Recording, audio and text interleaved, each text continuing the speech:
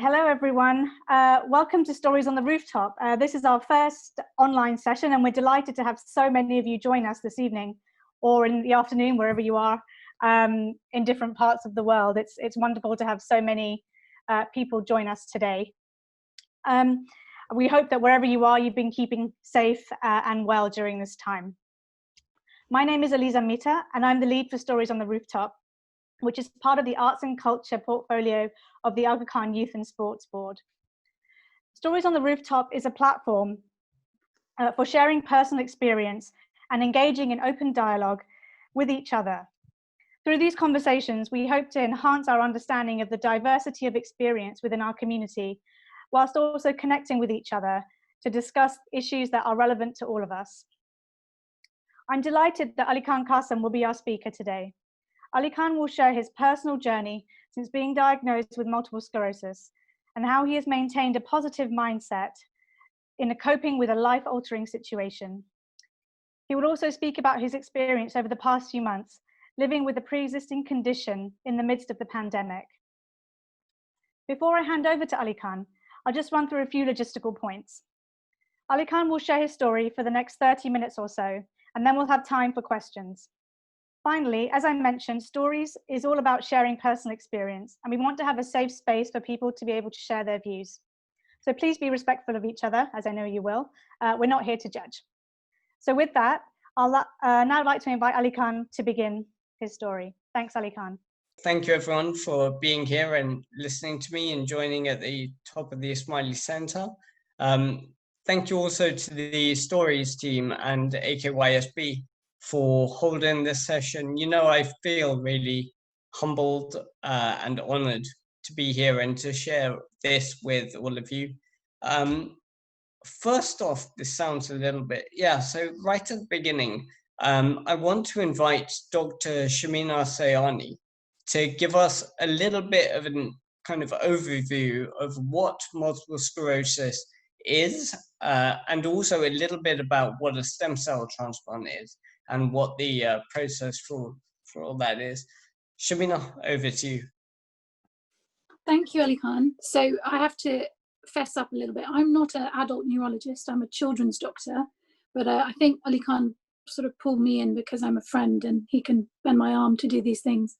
So though I do know a little bit about neurology, that's something that I do in my role. So so let's talk about multiple sclerosis. So it's a very long term, but what does it mean? So it's a disease that impacts the nervous system. It's a neurological disease. So it impacts the brain, the spinal cord. It can impact our nerves, essentially. And interestingly, it's of these kind of diseases a fairly common disease of the neurological diseases. So in the UK population, we have about 1 in 500 people will have MS. And that equates to about 130 new diagnoses a week. So it's quite a lot. And if we think about sort of what it is and what happens, the challenging thing, I suppose, about MS is that it presents itself in lots of different ways because it can impact any part of the neurological system. So people with MS often have a variety of symptoms. It might impact their vision, for example, their balance, the way that they move, even their emotions. So in that sense, it's quite hard to diagnose initially. And when Alykhan tells you about his story, that is part of his story, that it was hard to sort of work out what was going on. Now, what's happening with the nerves is very interesting. So our nerves have a kind of fatty sheath that runs around them, which is called myelin. And that helps to insulate our nerves, like you might insulate an electrical cord. And the idea of that is to help signal move from our brain to our muscles, for example, down the nerves. What happens in MS is there is destruction of that myelin sheath. And once destroyed, on an MRI scan, it looks like little plaques or sclerosis, hence the term multiple sclerosis. And the problem with that is that once you remove that sheath, the ability of the nerve to conduct a message down it is impaired. Sometimes the message will go slower, sometimes it won't pass down the nerve at all. So that's actually what's happening along the nerve. Now, multiple sclerosis is what we call an autoimmune disorder, which basically means that immune cells that would normally work in our body to fight a foreign body, like an infection, like a bacteria or a virus, are actually working against the body and destroying our own nerve sheath, our own myelin sheath. And that's why MS occurs. So it's an autoimmune disorder. I think the challenge for a lot of people with MS is, why does it happen? And the answer is, we don't really know. And the answer we're given, which is given for a lot of diseases, is multiple factors. So it's probably a combination of things to do with genes, to do with the environment, and maybe to do with lifestyle, but it's very hard to say. We know that it's not a purely genetic disorder. It isn't something that's passed down, say, from a parent to a child, but there might be multiple genes within someone that predisposes them to MS. The other thing we know, which is quite curious about MS, is it's more common in countries that are further away from the equator. So you're more likely to see it in a country like the UK or Canada or Scandinavia than you would, say, in a country near the equator. So that's why there's this sort of theory around possibly environmental impact as well. The course of MS is interesting too, because every patient is slightly different. So some people will have bursts of neurological symptoms where they might lose their vision or their balance, and then they'll recover.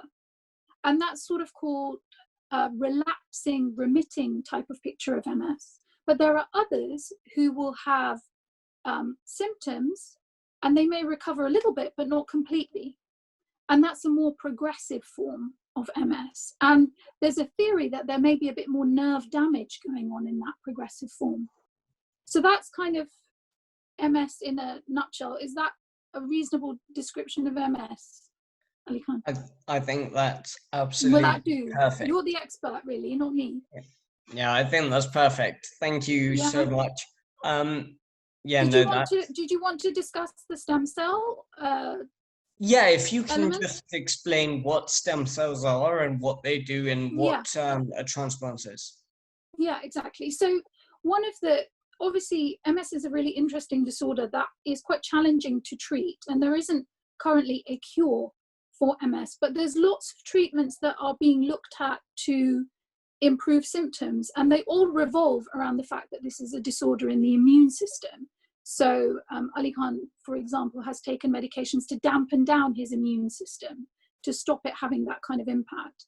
But one of the treatments that is being trialed, and indeed Alykhan was part of a trial, is stem cell transplant. So in our body, we have certain cells which haven't yet differentiated into the cells that they're meant to be. So we all start as a ball of cells and then kind of differentiate into eyes and nose and mouth and legs and all of that kind of thing. But there are some cells that we have which haven't quite differentiated yet. And the idea is that if you can remove those cells which have a lot of potential in them from someone, then completely dampen down someone's immune system by literally knocking it out with chemotherapy, and then reintroduce those stem cells, then those stem cells will then proliferate into the cells that you need, the positive immune cells rather than the negative ones that are causing destruction. So that's the idea of a stem cell transplant. But it's quite a complex procedure because obviously you need chemotherapy and you need a lot of isolation at the time. And it can predispose you when you've dampened down that immune system to a lot of infections. But Alykhan will talk about that experience. Does that sound okay, Alykhan? In terms of a structure, the first thing I kind of wanted to go through was an introduction and a bit of talk from Shamina to explain the background into MS. Then I think it's best we go into a kind of simple background of my diagnoses. I won't bore you too much because it's a very, very long list, and how it happens sequentially is really long and a little bit boring. But hopefully I'll give you a little bit here and there. And then there are 3 takeaways I kind of want to go through. And those are 3 points that I would really like all of you to hear and to take away from this situation. And then, as Elisa said right at the beginning, we'll do a Q&A for about half an hour or a bit less. depending. If no one has any questions at all, well, we can all go and watch the Chelsea match if we really want. But yeah, so I will start with a little kind of simple background into my diagnosis. So I started having symptoms in July 2006. Yeah, it seems like a really long time ago. But that's when it all started. And I'll give you a little bit of a description of my very first episode, partially because it's interesting. It's just very, very strange, actually. What happened was I was at home. It was, July 2006. I'd just done my A-levels. I was at home going to a talk at the Ismaili Center, so like 2 floors down from where we are. And I got on the tube to get there. It was quite a warm day. It was actually really warm. And it was very sunny, and anyone that knows the Central Line will know that the Central Line on a warm day isn't the nicest thing in the world because there's no AC or anything. Anyway, so I got to around White City and got a text and looked at my phone, and it was just a bunch of jumbled up letters and symbols. So I thought, okay, either the texter has messed this up or something's wrong, but it was really hot. So I put it down to that. I was like, okay, maybe I need some water and all that. Got to Notting Hill Gate where I had to change. And I've done this journey hundreds of times. Like it's a really common journey to do. But when I got to Notting Hill Gate, I had to change lines, and I had absolutely no idea how to get there to where I was going. And I remember I was standing. So when you go through the the entrance hall, when you put your ticket in, there's normally a big kind of tube map. And I remember sitting there and going, right, I'm here. I have to get to here.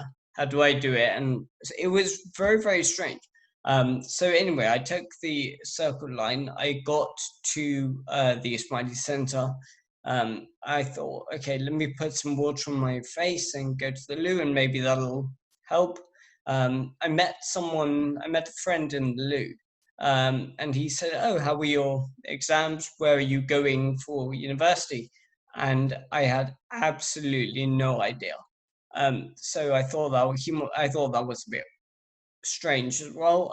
Put some water on my face, and then walked up into the social hall, and I took some water and some biscuits, and I thought, okay, maybe it's dehydration or I don't know what. Started having this water and some biscuits, and walked towards some of my friends, and I had this really random thought that what happens if you've dropped that biscuit? And literally my hand was like this. There was nothing in the middle. It was just face down. And I was like, I'm going to drop this water now. So I better put it on the side. So I put the water, and I saw the biscuits about 5 or 6 kind of paces back behind me. So that was obviously incredibly scary. Anyway, I walked. The lecture started. I walked to my seat. The lecture started, and so the lecture started, and about 5 minutes into the talk, my right hand just gave way, and it just felt like it wasn't there. And about 3-4 minutes after that, my right leg just gave way, and it felt like it wasn't there. Thank God I was sitting on a chair, so no one really knew it. It just like it was invisible. So then I was with my aunt, and she was dropping me home, and I told her, and she was like, hey, it's a bit weird. Went home, told my parents, and they said, look, just relax, go to sleep. We have no idea what this is, and see what happens tomorrow morning. Woke up the next morning, absolutely fine, as if nothing had happened at all. So it was, yes, I thought maybe it was a blip. I went into my school, told a couple of friends, and they said, go in and see someone. I saw my school nurse, and she said, yeah, this is far beyond my pay grade. Go and see your GP. So I went to the GP and told him, and he said, yeah, it's far beyond my pay grade. I'm going to refer you to a neurologist. And initially, when I told the neurologist, they thought it was migraine. And it was very, very slow moving, but no one really knew exactly. As Shamina said, it was very difficult to diagnose. I had more and more symptoms. The same thing happened about a year later, and in between that, there was absolutely nothing. I was fine. And then in September 2009, it was diagnosed as multiple sclerosis. But with no kind of symptoms, nothing really happening. It was very slow moving and not even moving at all in some ways. Then it was stated as a misdiagnosis, which was absolutely amazing. But then in 2013, the symptoms kind of started again. I went back to a doctor who I think might be on this call. Dr. Hadi Manji, who is a neurologist, and I'm not going to lie, he is absolutely amazing. And he re-diagnosed it in July 2013. And obviously since then, things have progressed and gotten worse. The two main issues, I guess, that affect me are a loss of fixation in my eyes. So the images that I see kind of bounce up and down, and they kind of reverberate as if you were sitting on a speaker. You know that when you're talking and sitting on a speaker, that your voice kind of shakes. So a little bit like that, but in my eyes. So I can make out where things are, but it is difficult. And that started doing it kind of for about 30 seconds every 5 minutes. Anyway, now it was completely constant before the stem cell, and it's still completely constant. And the other kind of thing that really affects me are my legs. Severe kind of weakness, orientation, balance, coordination, just lots of leg weakness as well. And that, started on my left leg, sorry. And then and kind of got worse and was in both legs, and I use a four-wheeled walker now. Another really interesting thing, I guess, the two kind of medical events, there have been loads, but the two that really stand out to me are, I had a lumbar puncture, and that's how you determine, it's one of the ways, of determining that someone has MS. Anyone that's had an epidural, it's in the same place. I'm not going to lie, again, it's the most painful thing in the world. Well, it was when I had it. And also my stem cell transplant, which happened in July 2018. And those are the two kind of big things. The stem cell transplant, as Shamina described, stem cells are taken out of you, you're given chemotherapy, the stem cells are put back in, and the aim is a kind of immune system reboot. And that was, it's hard to go through it. It's very hard to go through it, actually. So I read somewhere, no idea how true this is, but it's a good kind of marker that the amount of chemotherapy a cancer patient gets in 3 months is the amount that a stem cell transplant patient gets in 4 days. And it is literally not only to dampen your immune system, but it's literally to kill off all parts of it, so the stem cells can go in kind of anew and start again. So yeah, principles, I thought this would be interesting to share. Principles I live by. But there are three, I guess. One is you either laugh or you cry at anything, but crying achieves nothing. The second one is do all you can and leave the rest to the big man. And the third is look, whatever life throws at you, you may as well smile. And those are the three kind of principles that I kind of go with. Now, three takeaways that I would like everyone to kind of leave with. The first is to try different treatments and things. So regardless whether you have a medical condition or not, if something is awry, then do try different things, medical and non-medical, and just see what happens.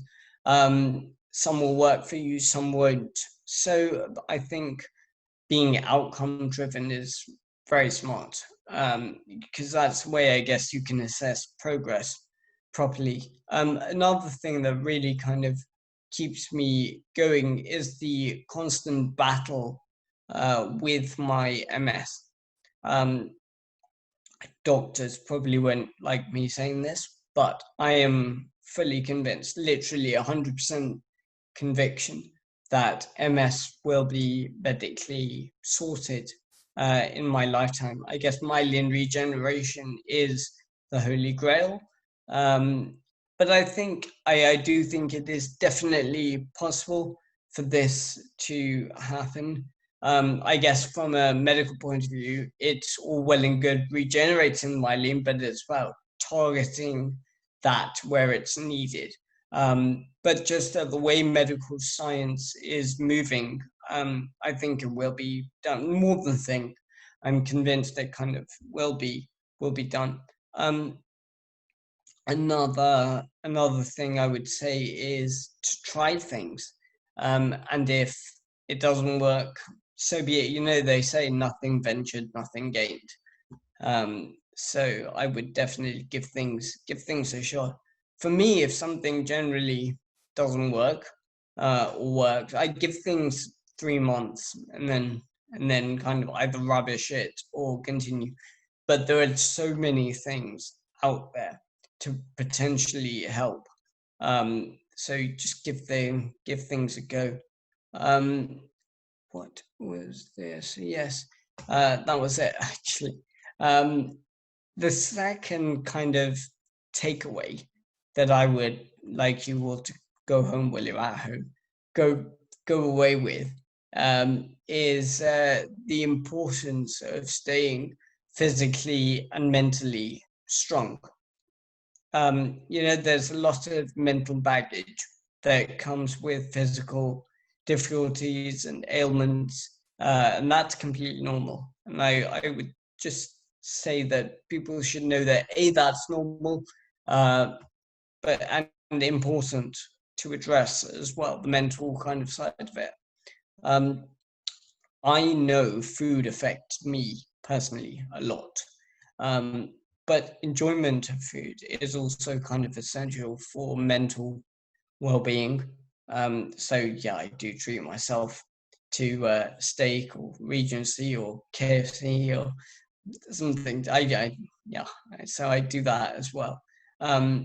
MS is generally very, very opportunistic disease. As soon as it kind of senses some weakness or it senses that you've let your guard down in some way, then it kind of takes over that area. So the importance of keeping strong. So yeah, I might sound really positive, but it's not always. It's not always positive. It's not always rosy. But yeah, I guess that's life. I would say also find something you really enjoy and maximize that enjoyment factor. For me, it's eating out and watching TV and Netflix and holidays to beaches mainly beaches. Yeah. So I would kind of find something you like and enjoy it and do that. In terms of new treatments, as I was saying, there's so much out there.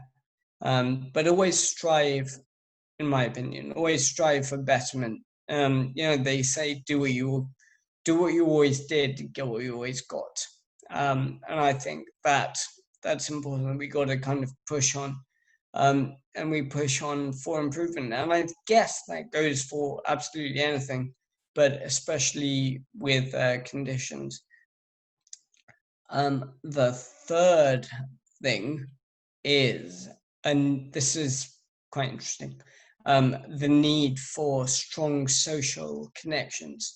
I think this is very, very important, having people to lean on, having that network. We're all support structures for other people. Even if you think you're not, you most likely are. And I'm blessed and lucky in that way. I have lots of support structures.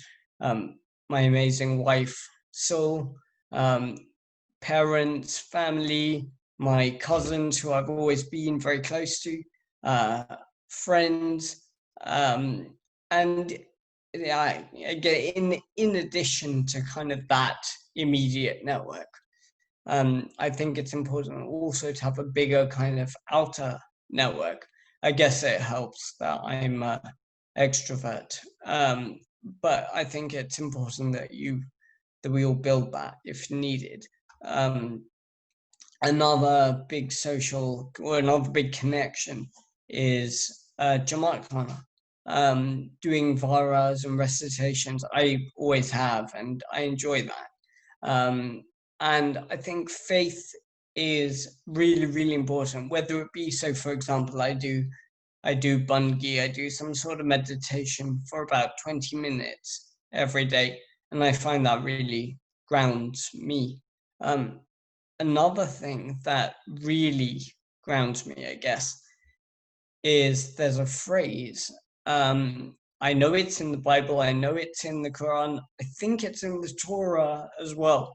It's a phrase that God only gives you as much as you can bear. So it's kind of empowering and humbling at the same time. Okay, I really should close and we should do some questions.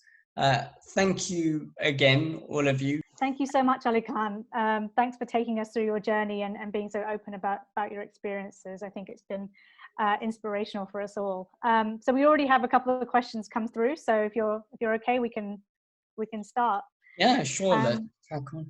Great. So one from Anissa Wright. She says, "Have you ever encountered people feeling sorry for you? And if so, how do you deal with it?" Yes, I have.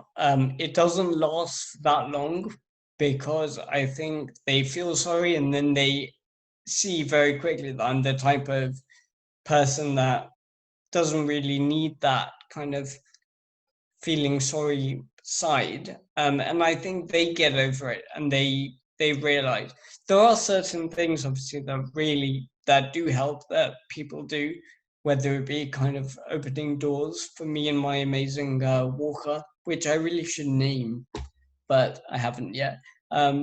So yeah, I do encounter that, but not, and also a lot less often than you think. And again, that goes back to the social connection thing. People that you know and people that you've known for social connections are really interesting things. They don't think, not so much you, but anyone, don't think that just because you're an extrovert, you're quite comfortable having a large social network. Those connections are things that can be built, things that can be harnessed. So I think that's very important to know that, hey, you know what, we can improve the situation for ourselves. And have people generally, when they realize, they realize and they think, yeah, this guy's kind of hacking it. And that kind of pity goes away very quickly. Bebs says, I think you're absolutely amazing for talking about this so openly. Please stay as positive as you are. You're a real inspiration. Thank you so much. The question is, when you say they take your stem cells, how do they do that? Is it by taking your blood? Yes. So stem cells, as you may know, are mainly, well, there are lots of them situated in your bone marrow right at the bottom of your back. So what happens is the process, God, it was so long ago. The process was some self-injections, and they kind of boost the stem cells in your body. And what happens is those stem cells live in kind of a little area, a little cup. And then once they boost, they put so many, they can't fit in that cup. So they overflow into your bloodstream. So they go into your blood, and what happens is it's really easy, simple procedure actually. You're connected. Oh yeah, also, sorry, stem cells are heavier than normal cells, and that makes a difference. So they basically connect you to a very interesting machine. Your blood gets taken out of one arm and gets put back in another, so you don't lose any. And in the middle of that, there's a centrifuge. And the centrifuge is spinning. The heavier ones go out to the sides, which are the stem cells. And then they drop into a bag. And they're collected, and you don't lose any blood. You're not lost at all. So it is very easy. It's a long process. It took about 7 hours. Not that it should have taken that long. They collected, I think they needed to collect 1 million odd stem cells, and they collected nearly 20 million. So they went a little bit wrong with going for 7 hours, but that's the process. That's how they're collected and stored and frozen afterwards, and then post-treatment they go back into you. Wow, that's quite a long time that you had to spend. Reshma says, thank you for sharing your story. You are really inspirational. Would you suggest any vitamins or herbal therapies to help patients with MS? I have tried a lot. I have tried everything from diet to acupuncture with needles in your skull, which sounds painful, but it's not. In terms of herbal remedies, I am not 100% sure. The problem with herbal remedies is that they're not kind of backed up by any science. The good thing with them is generally with herbal stuff, you put them into your body. If your body doesn't need it, they get kind of excreted out. So it's not really a big issue. I do enjoy the ones that I feel make a difference, I guess, are vitamin C, mainly ester C, which is one of the vitamin C's. And I find that kind of helps and gives me a little bit more strength. But unfortunately, as of yet, I haven't found anything that really, really kind of helps. Alykhan, can I come in a bit? I feel like I have to, because we've just said the word herbal remedies, which doesn't mean that doctors necessarily disapprove. But I did want to say, I know, Alykhan, you've tried a variety of different things, and your sort of system of doing things is try it for 3 months, and then if it doesn't work, try something else. And that's probably very sensible. I think the only thing I wanted to add is that you've got to be a little bit careful with some types of herbal remedies. So Chinese herbal medicines sometimes contain immune modulating drugs, and that's the only one where we get a bit worried. So you can find things like steroids, for example, which can dampen down the immune system in those kind of drugs. So though probably most herbal stuff does pass straight through you and doesn't do very much, there are some risks with some of the non-regulated stuff. So it's worth talking to your doctor or neurologist, at least telling them what you're up to, particularly with those kind of medicines. But I think, Alykhan has always had the attitude that he's going to try it, and if it works, it works. And you've tried a lot. Thanks, Shamina, also for sharing your perspective on that. Anar's question, or Anar says, you are amazingly positive to have gone through this challenge. Most autoimmune diseases encourage major diet and exercise regimes. How much did you change? How much change did you introduce? So into the stem cell treatment itself, actually, absolutely no change. No, I have tried kind of different diets and exercise things. Exercise is a great one because it really kind of keeps you moving and keeps your joints kind of going and doing the right thing. So that really helps. But for the actual treatment, there was nothing required.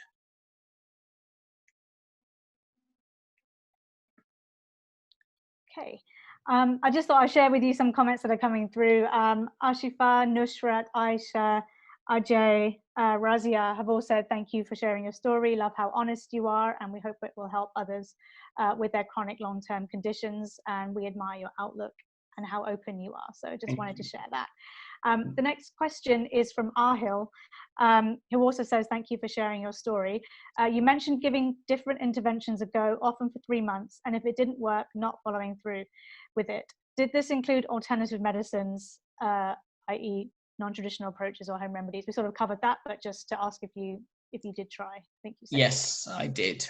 I tried lots of alternative things, and those are the ones that I really give that kind of time to. I'm not saying that 3 months is right for everyone. Some may be more, some may be less, but the only reason I picked 3 months was there's so much stuff out there, and a lot of it is not going to work for you. But some may. So I thought kind of a quarter of a year gives a good enough kind of time frame for things to work. And if it doesn't work, you haven't kind of lost too much. And then after 3 months, you kind of give it a little while. You don't really stop something on Monday and start something new on Tuesday. You give it a good few weeks to kind of wash out of your system, whatever it was, and then kind of start again. Great. And sort of a connected question from Jenna, who says that you mentioned the 3 months thing with regard to trying new things. Can you give an example of one thing that you tried that helped you and one thing that you tried that didn't? Yes. So let's do the one thing that didn't first. So I did a diet which was absolutely insane. I've done about 3 of them actually, 3 different ones, and it was horrible. It was like literally, God, I can't even remember. It was it was basically raw, or the raw vegan for a while, for a month, and then it was vegan, kind of vegan, but even stricter in terms of the oils and things that you can use. So I gave that a whirl. It didn't work, thankfully, in a way, because I don't think I could live my life as a vegan. Sorry to any vegans, but that was very difficult. Something that did work. So there was an actual medical drug there is right now that I'm still having actually. And it is to help walking. And it basically increases your walking speed and walking ability. And it's called Vampira. And the actual drug name is Fampradine. And it definitely does work, because I did a measure of a 10-meter walk before and 2 weeks after starting to take it, and 2 weeks after it increased by 4 or 5 steps, which doesn't sound by that much, but in terms of speed as well, it had increased by 28%, I think, over 10 meters, which isn't really very long, but the percentage kind of helps you imagine that it really is helpful. And a couple of days I've actually missed having my vampira. I can feel it. The walking slows down, the foot drags more, so you get a better lift in your kind of ankle joints with that drug. Thank you. The question from Hafiz: are there tools that you use to find others and places and events to take part in physical activity and stay socially connected? So yes, there are loads. So I am part of an MS therapy center in Harrow. There are loads around the country, and I'm sure there are lots kind of around the world. And what this therapy center does, there are people with MS only, but of differing kind of natures, and they just kind of, they help you. There's like a whole gym there.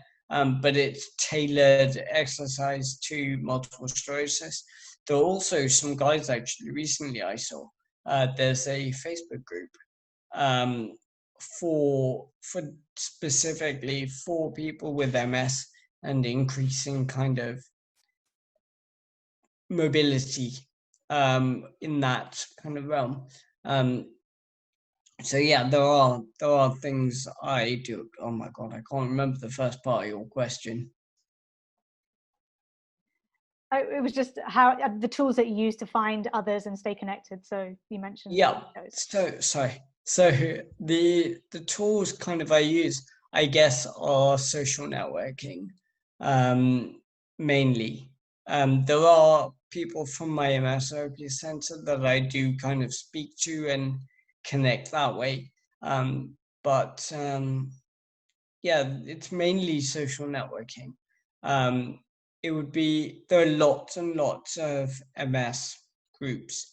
You see the MS kind of community is quite vocal, because it's a little bit different to, for example, being blind from birth, where you know no real difference in that way. But with the MS community, everyone who has MS has experienced life without it.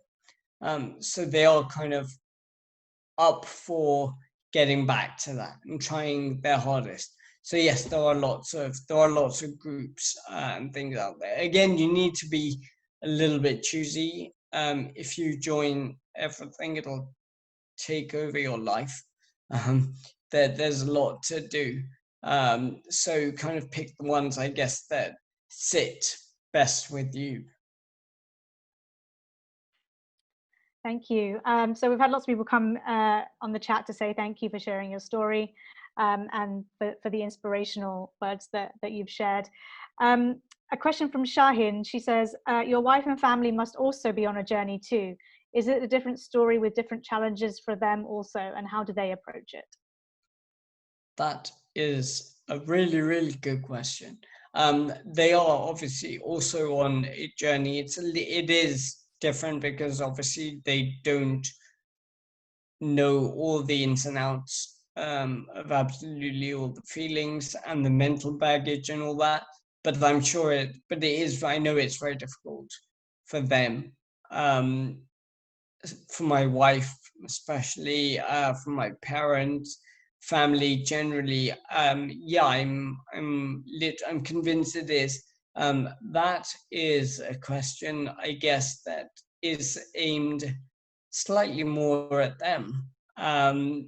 So I guess if you send me a message after, then we can kind of find out. But yeah, they are on a journey and they are on a slightly differing one. But it is amazing that everyone, especially them, are so supportive. Alykhan, I was just thinking as we were talking and listening to everybody's answers and questions, your answers, everybody's questions, that one of the things maybe we haven't talked about, but it's quite important, in addition to the support groups, is the kind of psychological and psychotherapy type support for mental health, which is, you know, available both to people who have MS, but also to their families. And that becomes quite a key thing in the tough times. As you said, you're quite positive, aren't you? You're always the one looking for hope, and that's a very good thing to do. But there can be tough times, and I suppose having that psychological support is also important. And I just thought I'd add that into the mix with all the hundreds of other things that people try for MS. Yeah, I 100% agree with you. I think it's vital what you're saying, that the people kind of closest to you are supported as well, whether it be with MS or with anything, with any kind of condition or in life generally. It's very important. And I think what you kind of said really sums it up perfectly. Thanks. So, question here from Ashifa. Since having the stem cell transplant, is your MS now stable? What are the challenges you face with your daily medications? So that's an awesome question. So post stem cell, yes, nothing new has come in. Things that were pre-existing, some have gone away. I used to get loads of bladder symptoms and urgency, and those kind of disappeared overnight post stem cell. I guess that kind of when a lot has kind of stayed, the loss of fixation in my eyes, and also the walking issues. They've kind of stayed and maybe gotten better or stayed the same or gotten slightly worse. But I think the really important thing with the stem cell is it gives you a new kind of baseline. So the one really difficult thing with MS is you don't know which direction things are going to go in. But post stem cell, everything's kind of plateaued in a nice kind of way. So at least you know what you're dealing with. Thank you. A question from Elise. She says, some people don't like talking about illnesses, either because they feel certain subjects are taboo or because it's a painful reminder. So how do you feel about friends broaching the subject of your MS? Do you feel comfortable talking about it? Yes, I do. As you may have guessed from today even, I am quite happy sharing my story and also sharing things that have worked and haven't worked for me. I really like it. Very few people actually come up to you and say what's really happened, and how is it affecting you. And most people are really supportive and very helpful. But I don't mind at all. I know some people with certain conditions kind of shy away from talking about it, but I think it's right to talk about it. And I think it's good and it helps other people as well.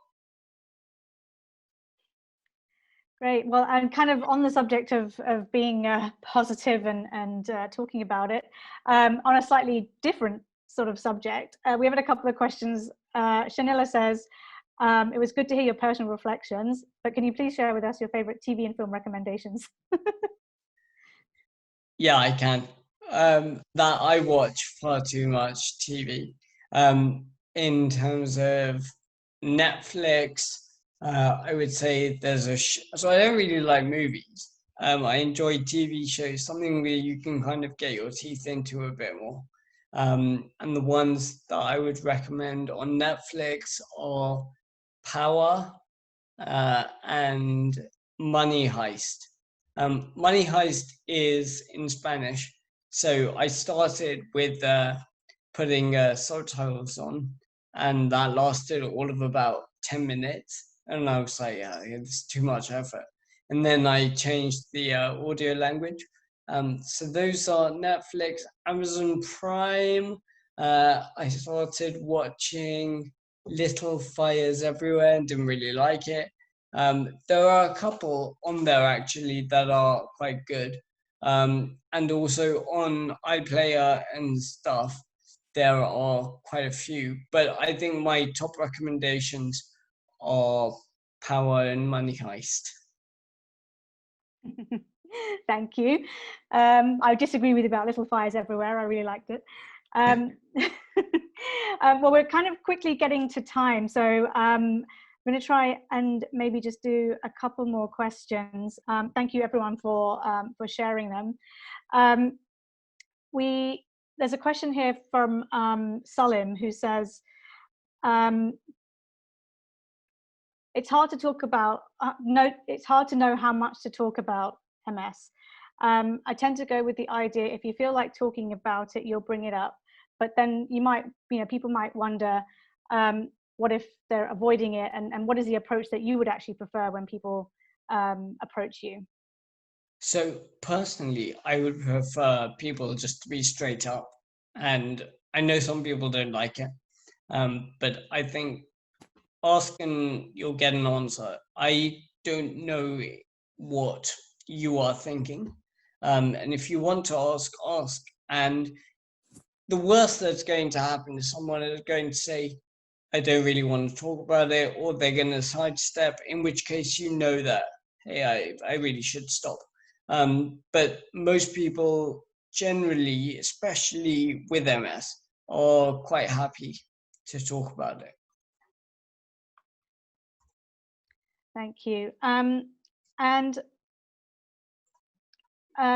final question, do you still have to attend regular hospital appointments and physio appointments? Are you still able to do that? Yes, I do, and I am more for maintenance, especially the physio ones. So that, I guess, has completely stopped in lockdown. One of my physios actually does a Zoom session with me, but the other two have kind of stopped. I try hydrotherapy, which and that stopped, and that's incredible. I also go to my MS therapy center generally on Tuesdays, and I haven't been able to do that. And I do feel that I do miss that, actually.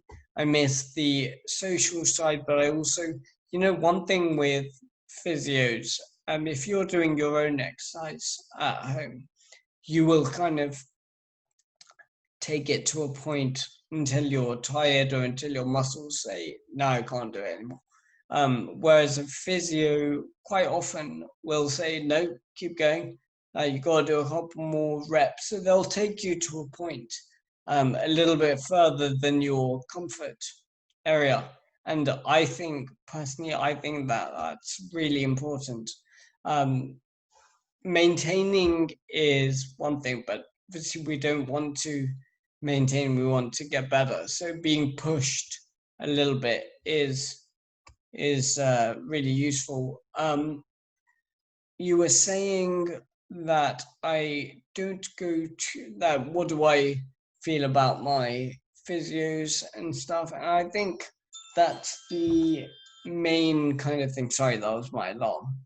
Don't know what it said. I think it said stop eating, because one thing with Vampiro is you can't eat for an hour and a half either side. So I normally stop eating at 9 and then take it at 10:30. You have to do it twice a day, so that cuts kind of 6 hours of food time, and I'm one of those nibblers. So it's nice having reminders on your phone just for all that. So yeah, that's another thing I would kind of recommend, that if you can have like a phone reminder or something to help you just take a little bit of mental effort away, and you can either put that effort into something else, or you can actually keep it as extra capacity.